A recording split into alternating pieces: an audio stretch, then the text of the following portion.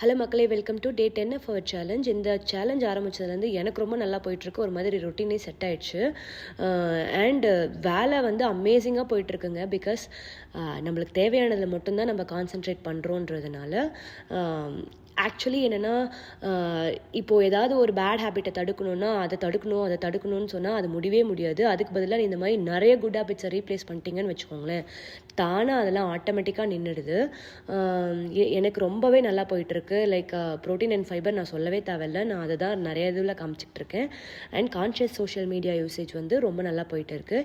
இன்றைக்கி நைட்டு மட்டும் வெளியே சாப்பிடணும் போல் தோணுச்சுன்னு சொல்லிட்டு பாலாஜி சொன்னாங்க. ஸோ அதனால் வந்துட்டு நான் அதுக்கு முன்னாடியே அவரைக்காய் பொரியல் சாப்பிட்டு ஒரு முட்டை சாப்பிட்டு வச்சுட்டேன்.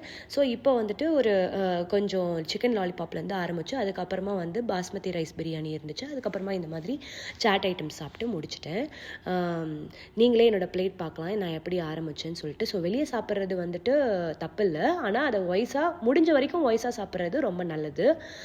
So that's my advice for the day. இந்த சேலஞ்சை நீங்களும் ஃபாலோ பண்ணணும்னு நினச்சிங்கன்னா இந்த மாதிரி ஒரு ட்ராக்கர் நான் வந்து ரெடி பண்ணியிருக்கேன். எனக்கு டிஎம் பண்ணுங்கள், நான் உங்களுக்கு அனுப்பிச்சி வைக்கிறேன். Bye bye.